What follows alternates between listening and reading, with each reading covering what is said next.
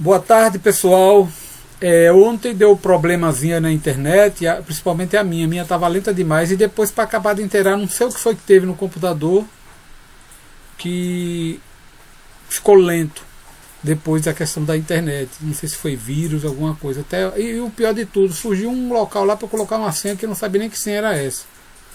Aí acabou gerando um problema maior e agora estamos aqui. Mas não há problema não, viu? Vamos tentar recuperar esse tempo perdido.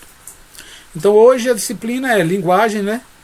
Que ontem já era para ter tido também essa disciplina, mas houve aquele problema, como eu disse para vocês.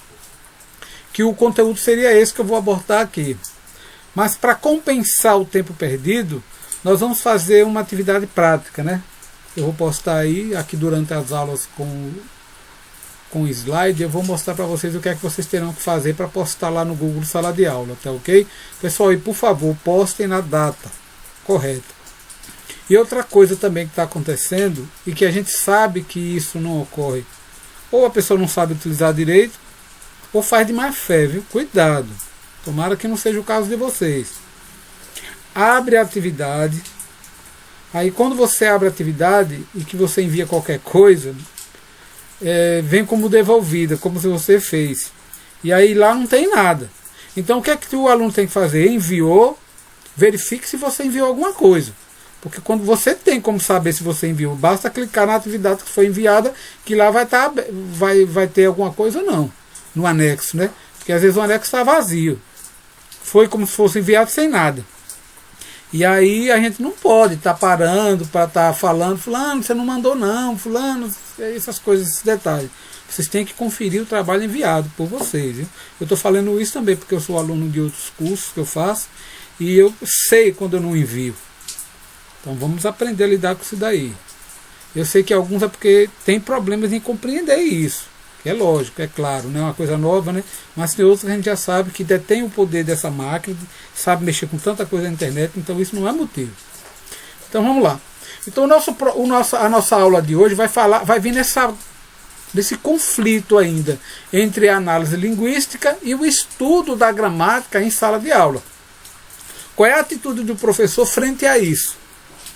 Se analisa, se reflete o que está sendo escrito, faz uma reflexão, faz um processo de letramento, de compreensão do que é escrito.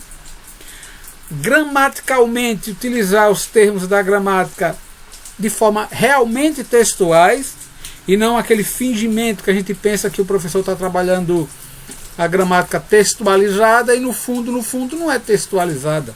É apenas um mascaramento de como a gramática é trabalhada, como nós vimos na aula anterior, da outra quinzena. Então esta aula ela vai por esse caminho. Como é? O professor tem que trabalhar a gramática ou não tem que trabalhar a gramática em sala de aula? Já vimos que as duas, em aulas anteriores, tanto a análise linguística quanto ao estudo da gramática, elas andam juntas, né? Uma não tem como viver sem a outra. A análise linguística só existe por causa do estudo da gramática convencional, da gramática tradicional. Ok? Então nosso tema de hoje é formando o professor para ensinar gramática ou formando o professor para não ensinar gramática. Lembre, pessoal, que quando diz não ensinar gramática, não quer dizer propriamente dito que você não vai trabalhar os termos gramaticais, não. É não ensinar gramática da mesma forma que é ensinada até os dias de hoje. Pautada no pragmatismo. Pautada na gramática fragmentada, quebrada, aos pedaços, análises oracionais. E não análise da gramática textualizada, dentro da compreensão geral no texto. É esse daí o nosso pensamento, viu? Não é não ensinar gramática. É não ensinar gramática de forma convencional. E aí, há cursos de graduação em letras, por exemplo, o meu mesmo que eu fiz, para mim foi um choque. Porque eu fui para lá, como eu vim de uma formação, né, aqui no município, do ensino médio, pautado na gramática tradicional, e minha guerra comigo mesmo era entender a gramática em todos os aspectos possíveis, Quando eu cheguei na faculdade AGES de Letras Vernácula, eu fui atingido por vamos dizer assim, um batalhão de dúvidas, porque lá eu não vi gramática. E aí eu fiquei naquela preocupação, como é que eu venho para um curso de letras, estudar língua portuguesa, e não encontro ninguém que me ensine gramática. Não tinha um professor para ensinar gramática. A maioria das disciplinas lá era pautada em cima da análise linguística, em cima das ideias de Bakhtin, que é um teórico que trabalha muito a questão da análise linguística. E aí eu fiquei naquela apreensão, né? Digo, oh meu Deus, e agora o que é que eu faço quando eu voltar para a sala de aula? Que eu vou voltar para lá dizendo que o que a gramática ensina não tem que ser daquele jeito, tem que ser de outra forma. E aí alguém pode estar perguntando, e professor, e por que o senhor? E por que você não fez o que os seus mestres da AGES mandaram fazer, que era trabalhar mais em cima da análise linguística? E aí a dúvida, viu? Eu vou deixar esse pepino para vocês responderem, viu? Sintomas de um profissional. Quando ele é gramatiqueiro, gosta da gramática, né, e se depara com uma análise linguística. Foi o meu caso lá na faculdade. Primeira coisa, quando os professores começam a ensinar para a gente a forma de fazer análise linguística, a primeira coisa que vem na nossa cabeça é uma rejeição daquilo ali. É rejeitar o uso da análise linguística. Só que eu é que deveria ter rejeitado a gramática como era utilizada. A gramática como é que ela é feita. Não, eu me senti na obrigação de defender minha gramática. Olha para aí, ó. Eu estava certo ou errado? Então, os sintomas de um profissional, a primeira coisa que ele tem que fazer é rejeição, efeito de rejeição à gramática. Efeito de perplexidade com que a gramática faz, ou até não faz, com seus alunos. O efeito de inércia. O que é um efeito de inércia? É como se as coisas estivessem sendo ensinadas, mas não estivessem adiantando de nada, porque não tem efeito nenhum. Ensinar gramática é ensinar partes, que é um substantivo, que é o adjetivo, por partes. É igual como diz o nosso professor Paulo Freire, né? Educação de gavetas. Cada gaveta tem uma coisa diferente. Essas gavetas nunca se misturam. Porque na análise linguística tem que haver essa mistura, a compreensão do todo. Enquanto que na gramática tradicional há esses fragmentos. Então, rejeição à gramática, uma perplexidade com a forma como a gramática passa a informação e essa inércia.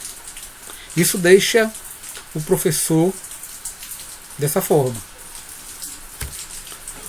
Aí vem uma pergunta. O que leva um professor que foi preparado pelo não ensino da gramática convencional a retornar a estas aulas? Foi no meu caso. O que fez com que eu, que fui orientado a não fazer daquele jeito, mas eu fui forçado a fazer da forma tradicional de ensino da gramática. Não seria interessante que eu tivesse colocado em prática o que eu tinha estudado na faculdade? E por que eu não consegui? Eu consegui dando aula de forma tradicional. Embora, claro, como eu disse para vocês na aula anterior, eu dei uma melhorada. Mas ainda continuei sendo, como diz o ditado, gramatiqueiro. Preocupado mais com o estudo da gramática. Aí agora essa pergunta vai estar lá no Google Sala de Aula. Eu quero que vocês dêem a opinião de vocês. Justifique por meio de um parágrafo argumentativo. Vocês vão ter que me convencer por que eu...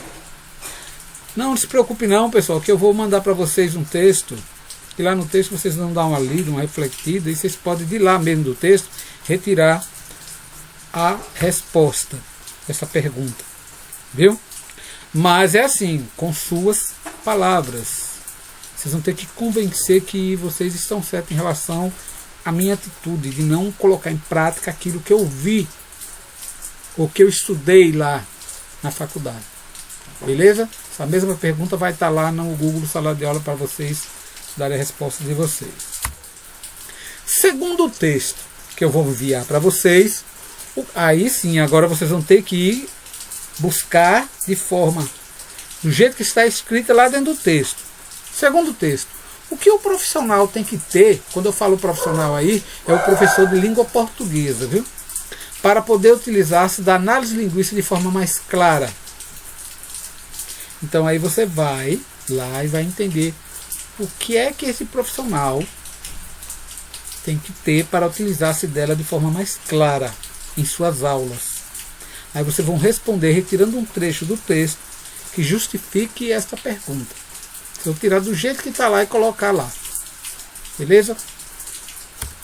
Então, pessoal, basicamente a aula seria um pouco mais extensa, mas vocês não podem serem punidos por uma coisa que nem eu nem vocês tivemos culpa, mas vocês também, por não ter culpa, eu não vou descarregar todo o conteúdo agora em cima de vocês. Então vocês vão ficar apenas com essas duas propostas para vocês analisarem e dar a resposta lá no Google Sala de Aula. Ok? Beleza? Por hoje é só e até a próxima.